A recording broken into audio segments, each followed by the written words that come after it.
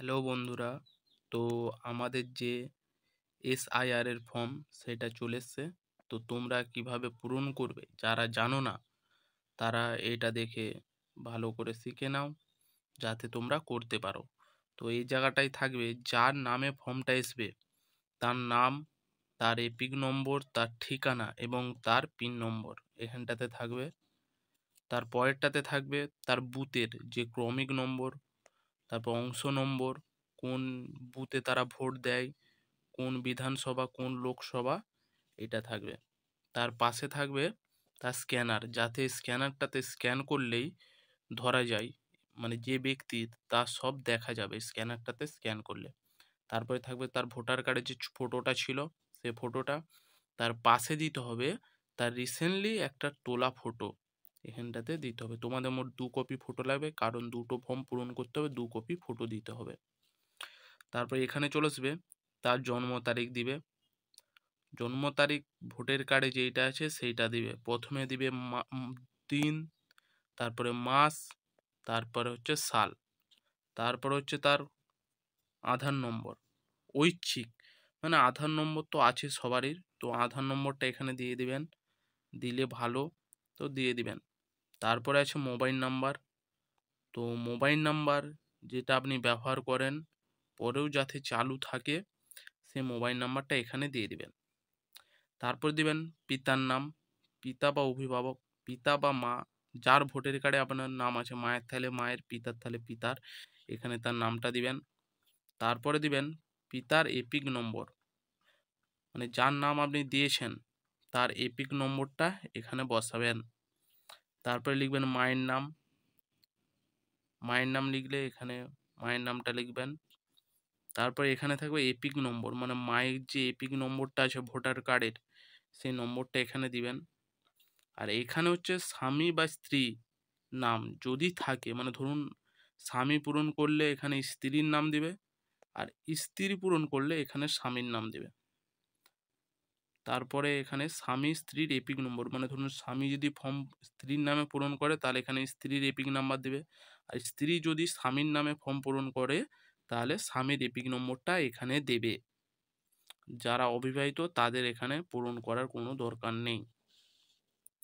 তারপরে আসছি এই ডান সাইডের বাঁ সাইডের যে ফাঁকা ঘরটায়, এটা হচ্ছে সর্বশেষ এসআইআর এসআইআর এর নির্বাচক তালিকায় থাকা নির্বাচকের বিবরণ, মানে যার ফর্ম পূরণ করছি তার যদি নাম 2002-এ থাকে, তো 2002-এর ভোটার লিস্টে যে অবস্থায় আছে, ভুল থাকলে ভুল, সঠিক থাকলে সঠিক, সেটাই এখানে লিখতে হবে। প্রথমে লিখতে হবে নামটা লিখতে হবে। ধরুন 2002-এ আমি আমার নিজের ফর্ম পূরণ করেছি, আমারই এখানে দেবো। ধরুন কিছু ভুলভাল সংশোধন তাহলে সেটা উপরে থাকবে, আর 2002-এর যেরকম আছে লিস্টটাতে সেরকমই এখানে দিবেন। তো প্রথমে দেবো নামটা, তারপরে দেবো এপিক নম্বর, তারপরে দেবো আত্মীয়র নাম, মানে ধরুন আমার যে 2002-এ ভোটার লিস্টে মেয়ে হলে হয়তো স্বামীর নাম থাকতে পারে বা পিতার নাম থাকতে পারে, আর ছেলে হলে তো বাবার নাম থাকবে, তো যার আছে সেইটাই লিখবে।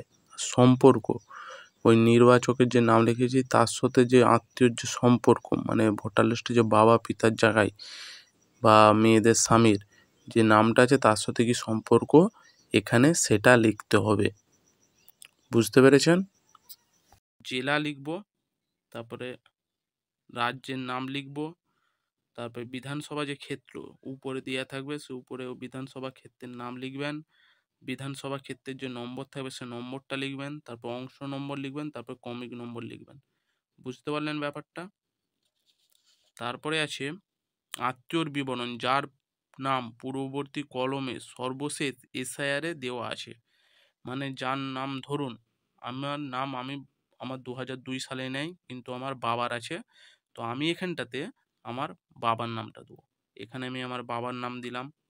তো এখানে বাবার যে এপিক নম্বরটা যদি থাকে এপিক নম্বরটা দিলাম।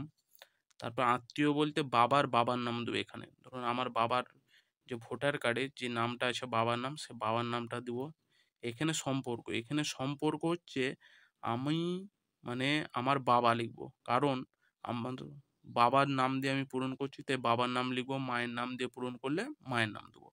মানে যার 2002 সালে নাম নেই, সে যার 2002 সালে নাম আসে তার যে সম্পর্ক হয় সেটা এখানে লিখবেন।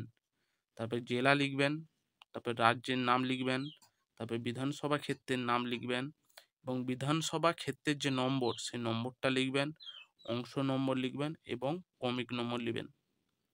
লিখে এটা ভালো করে পূরণ করবেন। এর মধ্যে ভালো করে এটা আপনার পূরণ করবেন, বাংলায় পূরণ করবেন যাতে ভালো হয়, এবং যে সংখ্যাগুলো দিবেন ওইটা ইংরেজিতে লিখবেন যাতে সবাই বুঝতে পারে। বুঝতে পেরেছেন? তো চলুন, এই ভিডিওটা যদি আপনাদের ভালো লেগে থাকে অবশ্যই কমেন্ট করবেন এবং সাবস্ক্রাইব করে পাশে থাকবেন।